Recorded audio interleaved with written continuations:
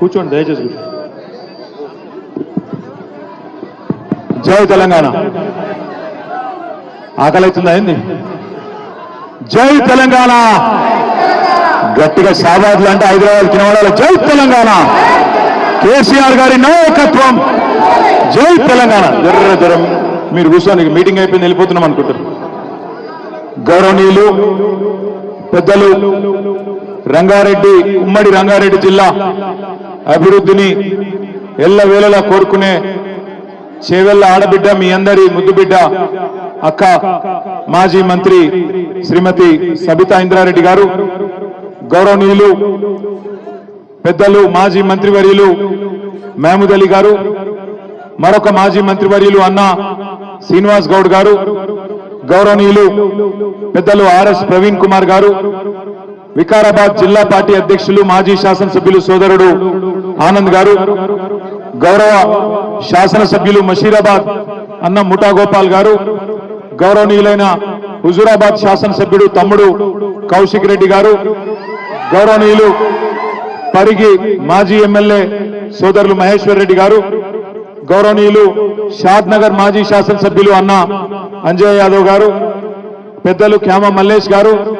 నాగేందర్ గౌడ్ గారు, అదేవిధంగా మీ అందరికీ సుపరిచితుడు తమ్ముడు యువ నాయకుడు, తప్పకుండా తొందరలో జరగబోయే ఎన్నికల్లో ముమ్మాటికి కాబోయే ఎమ్మెల్యే తమ్ముడు పట్లోళ్ళ కార్తిక్ రెడ్డి గారు, అదేవిధంగా ఈరోజు ఇక్కడికి వస్తే షాబాద్కి వస్తే రైతు దీక్ష కార్యక్రమానికి, రైతు ధర్నా కార్యక్రమానికి వస్తే నాకైతే నిరసన కార్యక్రమానికి వచ్చినట్టు అనిపించలే. ఆ జేసీబీలేంది, ఆ పూలేంది, ఇదేదో ఈ మోసకారి కాంగ్రెస్ ప్రభుత్వాన్ని మళ్ళా ఓడగొట్టి చేవెళ్ల మళ్ళా గులాబీ జెండా ఎగిరేసి ఖచ్చితంగా మళ్ళీ కేసీఆర్ గారు తిరిగి ముఖ్యమంత్రి అయినంత గొప్పగా ఈరోజు స్వాగతం పలికిన మా తమ్ముడు యువ నాయకుడు పట్నం అవినాష్ రెడ్డి గారికి, అదేవిధంగా తమ్ముడు శుభప్రద్ పటేల్ గారికి, కొడంగల్ రైతుల తరఫున 37 రోజుల పాటు జైలు జీవితం గడిపిన కొడంగల్ కు మళ్ళీ తిరిగి తప్పకుండా రేవంత్ రెడ్డిని ఓడగొట్టి తిరిగి కాబోయే ఎమ్మెల్యే అన్న పట్నం నరేందర్ రెడ్డి గారు, అదే మాదిరిగా వేదిక పైన ఉన్న నాయకులు పేరు పేరున ఎవలోల పేర్లు అయితే నేను చెప్పలేదు, మండల పార్టీ అధ్యక్షుడు నరసింహరావు గాని ఇంకెవలోల పేర్లు చెప్పలేదో మీరు మనసులనే తిట్టుకోవాలి, బయట తిట్టొద్దని కోరుతూ మా తమ్ముడు శాసన మండలి సభ్యుడు నవీన్ కుమార్ రెడ్డి గారు, అదేవిధంగా వేదిక ముందున్న ఓపికగా కూర్చున్న మా అక్క చెల్లెన్లు, మా అన్న తమ్ముళ్ళు, హైదరాబాద్కి వెళ్ళి ప్రత్యేకంగా వచ్చిన మా పత్రికా మిత్రులు, పేరు పేరున అందరికీ హృదయపూర్వకంగా నమస్కారం తెలియజేస్తా ఉన్నా. మీ అందరికి ఆకలి అవుతుంది, నాకెరికే కొంతమంది కళ్ళబడతలేదు. ఎట్లెట్లా నువ్వు ఆగ్రాబాయి నువ్వు లొల్లి పెట్టక ఆగు, నా లొల్లి నాది, నీ లొల్లి నీది. అయితే పొద్దున షాబాద్కి వస్తున్నా, వచ్చేటప్పుడు ఎవరో ఏం మాట్లాడుతున్నారో చూద్దామని ఆయన పేపర్ తీసి చూసే వరకు నేను గత సంవత్సర కాలంలో చూసిన బెస్ట్ జోకు, అత్యుత్తమ జోకు పొద్దున పేపర్లో చూసిన. ఏంటిదా జోక్ ఎరికేనా? రేవంత్ రెడ్డి ఢిల్లీకి పోయి ఢిల్లీలో ఆడ స్పీచ్ ఇస్తాడు రేవంత్ రెడ్డి. ఇలా పత్రికల్లో రాసిండు, తెలంగాణలో మొత్తం ఉద్ధరించిన ఢిల్లీని కూడా ఉద్ధరిస్తా, మీరు నా మాట నమ్మి ఢిల్లీలో కూడా కాంగ్రెస్ కి అధికారం ఇయ్యండి అని చెప్పి రేవంత్ రెడ్డి గారు ఢిల్లీలో చెప్తాడు.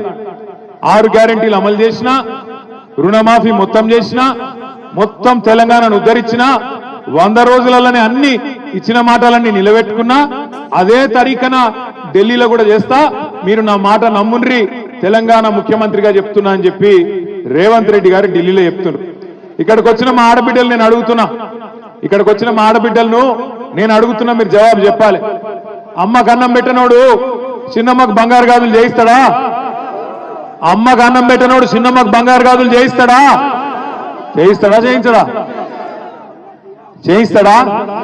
చేయించాడు. కూట్ల రాయి తీయనోడు ఏట్ల రాయి తీస్తాడా?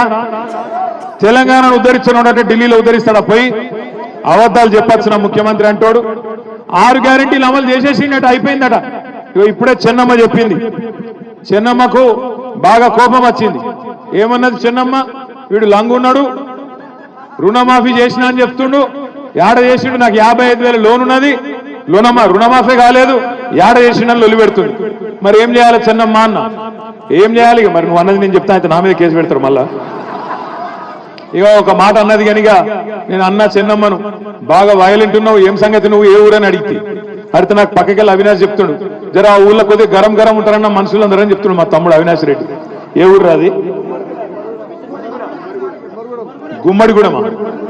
కొద్దిగా జాగ్రత్తగా ఉండాలి కుమ్మరిగూడెం వాళ్ళతో, బాగా వైలెంట్ ఉన్నారు. నేనేమంటున్నా అంటే 6 గ్యారంటీలు అన్నాడు, 6 గ్యారంటీ అమలైంది. ఏదో 6 గ్యారంటీ? Free bus. ఆ ఫ్రీ బస్సు ఒకటి మాత్రం అమలైంది. ఇక బస్సు ఆపుతుర్రా లేదో నాకు తెలియదు. ఇక మరి కొంతమంది ఏమో మరి రత్నమ్మనే వచ్చి లొల్లి పెడతాను, మా ఊరికి బస్సే దిక్కులేదు, ఫ్రీ బస్ ఎక్కడిదని ఆమె లొల్లి పెడుతున్నావు లేదా? బాగా ఇక రత్నమ్మని మాట్లాడిస్తే ఇప్పుడు నన్ను మాట్లాడించట్లేదు. ఇప్పుడు ఇక్కడ ఎవ్వలకు మైక్ ఇచ్చినా మీరు తిట్టే తిట్లకు రేషం ఉన్నోడైతే ఇంకోడైతే ఆయనతో ఒక బకెట్లో నీళ్ళు నింపుకొని దుంకి చచ్చిపోతాడు. కానీ ఆయన రేవంత్ రెడ్డి, ఆయన గసండి ఏం లేవు, రేషము సిగ్గు ఇజ్జత్తు ఏమి లేదు, ఏది పడితే అది ఒరుడే, ఇష్టం వచ్చినట్టు అబద్ధాలు చెప్పుడే, ఇష్టం వచ్చినట్టు సిరుగుడే ఊరేగుడే. నేను ఒక్క మాట అడుగుతున్నా, ఊళ్ళే ఎవరైనా ఒక మాట ఇస్తే లేదా ఏమైనా బాకిస్తే వాడు తిరిగి ఇవ్వకపోతే మనం కేసు పెడతాం. ఏం కేసు పెడతాం? 420 కేసు పెడతాం. వీడు చీటర్ ఉన్నాడు, చీటింగ్ చేసిండు, వీడి మీద మోసం చేసిండు కాబట్టి కేసు పెట్టాలి అంటాం. మరి గిన్ని మోసాలు చేసిన కాంగ్రెస్ ప్రభుత్వం, గింతమందిని మోసం చేసిన కాంగ్రెస్ ప్రభుత్వం ఇడిచిపెడదామా? రైతులను మోసం చేసిండా లేదా? ఏం చెప్పిండు రైతులకు? ఎంబడ ఊరుకుండ్రి. కేసీఆర్ గారు 1,00,000 రూపాయలు రుణమాఫీ చేసినా, ఆ 1,00,000 మీకు వచ్చినా మీరు ఎంబడే బ్యాంకు కురుకుండ్రి, 2 లక్షల రుణం తెచ్చుకోండి, నేను వస్తున్నా, రాగానే డిసెంబర్ 9 నాడు సంతకం పెడతా అన్నాడు. పెట్టిండా? రుణమాఫీ అయిందా కాలేదా?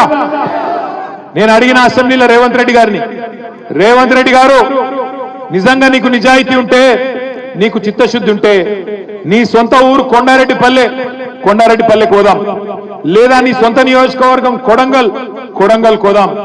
ఒక్క ఊర్లోనన్నా రైతులు గిన్న రుణమాఫీ అయిందని చెప్తే రాజకీయ సన్యాసం తీసుకుంటారు, రాజీనామా కాదు రాజకీయ సన్యాసం చేస్తా అని అసెంబ్లీలో రేవంత్ రెడ్డి ముఖం మీద చెప్పిన. కానీ మాట లేదు, ఉలుకు లేదు, పలుకు లేదు. రేవంత్ రెడ్డి గారికి నేను చెప్తున్నా, సరే కొడంగల్ ఓని, కొండారెడ్డిపల్లె ఓని, రాష్ట్రంలో ఏ ఊరికైనా సరే, చేవెళ్ళ నియోజకవర్గం అయినా సరే, ఏ నియోజకవర్గం అయినా సరే, డేటు, ప్లేసు, టైము 3 నీ ఇష్టం. ఏ ఊరికంటే ఆ ఊరికి పోదాం. నువ్వు కాకపోతే నీ మంత్రులను పంపి ఏ ఊరికన్నా పోదాం. ఒక్క ఊర్లోనన్నా గిన్న రైతులు రుణమాఫీ అయిందని 100% గిన్న రాసిస్తే మొత్తం బీఆర్ఎస్ పార్టీ నాయకులను రాజీనామా చేసి పోతామని చెప్పి నేను విజ్ఞప్తి చేస్తా ఉన్నా. ఇంత మోసం చేయొచ్చా? చారాన రుణమాఫీ కూడా కాలే, కానీ చారాన కోడికి బారాన మసాలా అన్నట్టు ఇవాళ ఢిల్లీకి పోయి మొత్తం రుణమాఫీ చేసిన అని చెప్పి అక్కడ మాట్లాడుతూ ఉన్నాడు. ఇంకా సిగ్గులేని మాట ఏంటంటే, ఇదే రేవంత్ రెడ్డి చెప్పిండు రైతులకు. ఏం చెప్పిండు? కేసీఆర్ మీకు బిచ్చమేసినట్టు, 10,000 ఇస్తుండు, నన్ను గెలిపిన్రి 15,000 ఇస్తా అని చెప్పిండా లేదా? 10,000 కాదు 15,000 ఇస్తా అన్నాడు. డిసెంబర్ 3కు ముందు తీసుకుంటే 5,000 వస్తుంది ఒక పంటకు, కానీ డిసెంబర్ 3 తర్వాత తీసుకుంటే 7,500 రూపాయలు వస్తుందని చెప్పిండు. సంవత్సరం దాటిపోయింది, ₹1 ఇచ్చిన రైతులకు ఇయ్యలేదు. ఏం చేసిండు? ఎలక్షన్లప్పుడు కేసీఆర్ గారు రైతు బంధు కోసం 7,600 కోట్ల రూపాయలు రైతు బంధు వేయబోతే ఎయ్యనియకుండా ఉత్తరం రాసిండు ఎలక్షన్ కమిషన్. రాసి ఎలక్షన్ కమిషన్ కి చెప్పిండు, రైతు బంధు గీ టైంలో వేస్తే మళ్ళా రేపు రైతులు ఓట్లు కేసీఆర్ కి వేస్తారు, అందుకే వేయొద్దు అని ఉత్తరం రాస్తే పైనున్న మోడీ గారి ప్రభుత్వం ఆపినాక మళ్ళా ఎలక్షన్లు అయిపోయినాక సతాయించుడు మొదలు పెట్టిండు. ₹1 కూడా వేయలే. కేసీఆర్ ఉన్నప్పుడేమో రైతులకు నాట్లప్పుడు పడుతుండే పైసలు, కానీ రేవంత్ రెడ్డి వచ్చినాక ఓట్లప్పుడు మాత్రమే పడతాయి. ఏం చేసిండు? 7,600 కోట్లు దాచి పెడితే రైతులకు వేయాలని చెప్పి యాసంగి పంటై రేవంత్ రెడ్డి ప్రభుత్వం వచ్చినాక నాట్లప్పుడు కాకుండా పార్లమెంట్ ఎన్నికల్లో ఓట్లప్పుడు వేసిండు. ఆ ఒక్కసారికి కేసీఆర్ గారు ఇచ్చిన పైసలు వేసిండు, తప్పించుకున్నాడు. మళ్ళా తర్వాత వానకాలం పంట, వానకాలంకు రైతు బంధు వేసిండా లేదా? పడ్డాయా పడలేదా? ఒక షాబాద్లో పడ్డాయా? ఏంది స్పెషల్ గా పడ్డాయా? పడలే. రాష్ట్రంలో ఒక్క రూపాయి కాదు కదా, ఒక్క బుడ్డ పైసా కూడా రైతులకు వానకాలం ఇయ్యలే. అందుకే ఇవాళ ధర్నా పెట్టింది ఉత్తగానే కాదు, పెట్టింది. ఏమెందుకు పెట్టినాం ధర్నా? మనం ఎందుకు పెట్టినామంటే షాబాద్లో ఇది ప్రారంభం మాత్రమే, రాష్ట్రం అంతా పెడతాం. ఏమని పెడుతున్నాం ఇవాళ మనం? రేవంత్ రెడ్డి కాంగ్రెస్ ప్రభుత్వం, నువ్వు రైతులకు మాట ఇచ్చినావు. రైతులకు ఏం చెప్పినావు? 10,000 కాదు 15,000 ఇస్తా అని చెప్పినావు.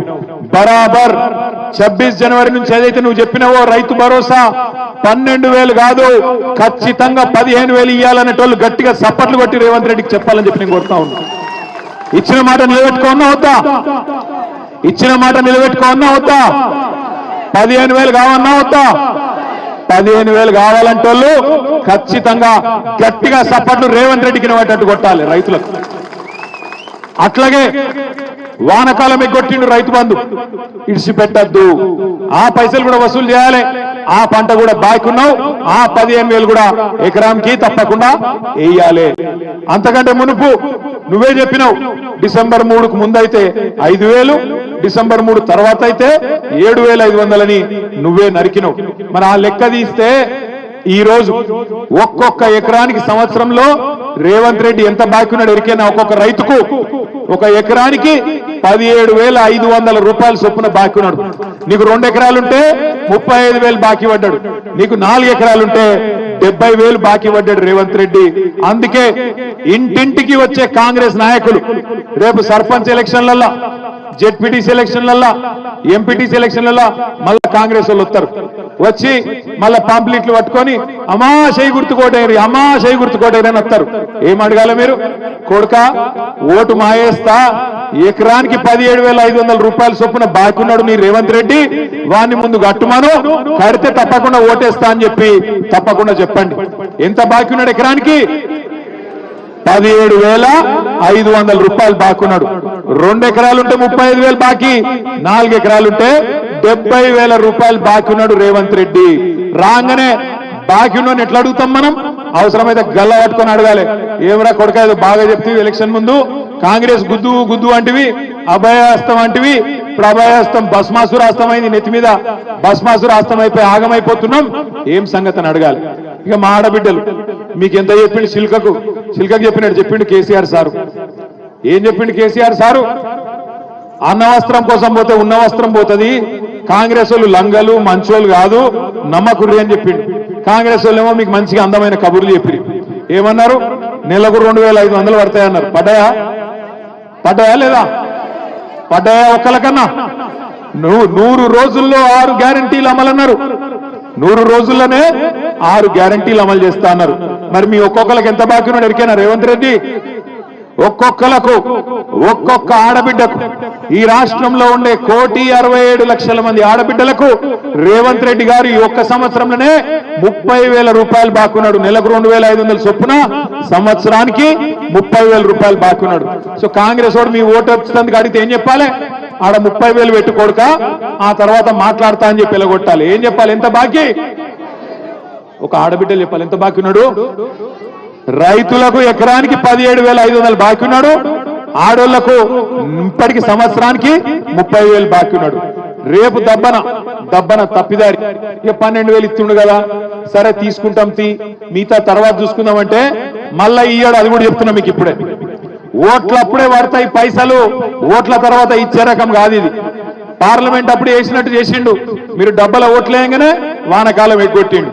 మళ్ళా ఇప్పుడు సర్పంచ్ ఎలక్షన్ల, జెడ్పీటీసీ ఎలక్షన్ల ఓట్ల కోసం వేసినట్టు చేస్తాడు, తర్వాత ఎత్తుకపోతాడు, మళ్ళా కనబడాడు, మళ్ళా 4 ఏళ్ల దాకా పత్తకున్నాడు. అందుకే చెప్తున్నా, ఇప్పుడే పట్టుకోవాలి గట్టిగా. ఓట్లప్పుడు వచ్చినప్పుడే గట్టిగా పట్టుకోవాలి, గట్టిగా కాంగ్రెస్ వాళ్ళని అడగాలి. ఏమాయ కొడక, రైతు భరోసా ఎడవైంది, రైతు బీమా సంగతి ఏంది, రుణమాఫీ సంగతి ఏంది, మాకు ఆడబిడ్డలకు బాకీ పడ్డవు 30,000, దాని సంగతి ఏందని అడగాలి. ఇక చెప్పుకుంటూ పోతే చాలున్నది. 4-5 లక్షల లగ్గాలైనాయి తెలంగాణలో ఈ సంవత్సరంలో. ఒక్కొక్క లగ్గానికి ఎంత బాకీ ఉన్నాడు రేవంత్ రెడ్డి? మరి తులం బంగారం దొరకలేదా? బంగారం షాపుడు ఇత్తలేడా? లేకపోతే నిన్ను నమ్ముతలేడా? లేకపోతే ఎందుకు పోయింది తులం బంగారం? ఎంతున్నది ఇప్పుడు తులం బంగారం? స్థిరమైందా? ఎంత అయింది ఇప్పుడు? 80,000 అయిందా? 80,000 అయిందా? అగో 5 లక్షల మంది ఆడబిడ్డలు పెళ్లిళ్ళు చేసుకున్న వాళ్ళు మీకు ఒక్కొక్కరికి 80,000 రూపాయలు బాకీ ఉన్నాడు రేవంత్ రెడ్డి. కాంగ్రెస్ వాళ్ళని అడగాలి, తులం బంగారం ఏడవాయ కొడుకా అని అడగాలి. 6 గ్యారెంటీలు అన్నాడు. ఇగో చిన్నమ్మ చెప్తాంది, సిలిండర్ ఫ్రీగా వస్తుందా మీకు?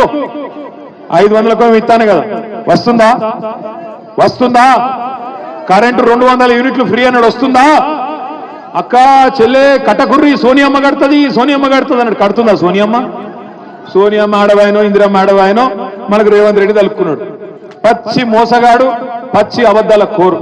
నిజంగా ఇవాళ రాష్ట్రం లెవెల్ మీదన్నా 420 చీటింగ్ కేసు పెట్టాలంటే మా ఆడబిడ్డలను కోరుతున్నా నేను. 100 రోజుల్లో ఇస్తా అని చెప్పి సంవత్సరం అయినా ఇయ్యనందుకు మొత్తం ఆడబిడ్డలు పెట్టాలి రేవంత్ రెడ్డి మీద చీటింగ్ కేసు, రాహుల్ గాంధీ మీద పెట్టాలి చీటింగ్ కేసు, కాంగ్రెస్ వాళ్ళ మీద పెట్టాలి గ్యారెంటీలు అని చెప్పి మాట దానినందుకు కేసులు పెట్టాలి. ఇక మనం కేసులు పెట్టినా పోలీసు వాళ్ళు ఉన్నారా ఇడ? ఇక పోలీసు వాళ్ళకి దరఖాస్తు ఇచ్చినా వాళ్ళు తీసుకోరు పాపం. వాళ్ళు ఏం చేస్తారు? రేవంత్ రెడ్డి మళ్ళీ ట్రాన్స్ఫర్ చేస్తాడో ఉల్టా ఏమన్నా చేస్తాడో అని వాళ్ళ భయం. కాబట్టి మీరు కేసు పెట్టినా వాళ్ళు తీసుకోరు. అందుకే మనం ఒక్కటే పని చేయాలి. ఏం చేయాలి? ఓట్లప్పుడే సురుకు పెట్టాలి. మళ్ళా ఓట్లకు వస్తారు, ఎక్కువ దూరం లేదు. చేవెళ్లలో తొందరలోనే ఎమ్మెల్యే ఎన్నిక కూడా మళ్ళా కాబోతున్నది, ఉప ఎన్నిక కాబోతున్నది. మీరు గెలిపించిన ఎమ్మెల్యే మీరు కేసీఆర్కే ఓటేసిర్రు, ఓటేసి గెలిపించిర్రు. కానీ ఆ ఎమ్మెల్యే ఏందో కానీ రేవంత్ రెడ్డి సంకలది వచ్చిండు. ఇప్పుడు రేవంత్ రెడ్డి గారు సంకలది వచ్చిండు. ఎందుకు పోయినవా అంటే అభివృద్ధి కోసం పోయినా అంటుండు. ఎవరు అభివృద్ధి కోసం పోయినావు నువ్వు? ఏం అభివృద్ధి చేసినావు ఈ సంవత్సరంలో? రైతు బంధు ఇచ్చినవా? లేకపోతే ఆడబిడ్డలకు నెలకు 2,500 ఇచ్చినవా? తులం బంగారం ఇచ్చినవా? చదువుకునే పొలగాళ్ళకు స్కూటీలు ఇచ్చినవా? నువ్వు ఇచ్చిన మాట ఒకటి నిలబెట్టుకున్నావా? ఏం అభివృద్ధి అయింది ఈ సంవత్సరంలో? ఉన్నది వీకింది. కాబట్టి నేను అంటున్నా, రేపు ఎలక్షన్ వస్తుంది. ఎలక్షన్ వచ్చినప్పుడు చేవెళ్ళ మాత్రమే కాదు, రాష్ట్రంలో 10 మంది ఎమ్మెల్యేలు ఎవరైతే పార్టీ మారినరో 2025 సంవత్సరంలోనే ఆ ఎలక్షన్ కూడా వస్తుంది. మీ చేవెళ్ళ ఉప ఎన్నిక కూడా వస్తుంది. బుద్ధి చెప్దామా కాంగ్రెస్ పార్టీకి? చెప్దామా వద్దా? రైతు భరోసా వేయనందుకు, చెప్పిన మాట ప్రకారం 15,000 ఇయ్యనందుకు, వానకాలం రైతు బంధు ఎగ్గొట్టినందుకు, సంవత్సరం తర్వాత కూడా రైతులకు రూపాయి ఇయ్యనందుకు, రుణమాఫీ అని చెప్పి మోసం చేసినందుకు, 2,500 అని చెప్పి మోసం చేసినందుకు, 6 గ్యారెంటీలు ఎత్తగొట్టినందుకు, పక్కనే ఉన్న కొడంగల్ నియోజకవర్గంలో మా భూమి మేము ఇయ్యము అన్న పాపానికి, మా భూమి మాకే ఉండాలి అట్లెట్లా గుంజుకుంటావు నువ్వు అని అడిగితే 40 మంది రైతులను తీసుకుపోయి జైల్లో పెట్టిండు 40 రోజుల పాటు.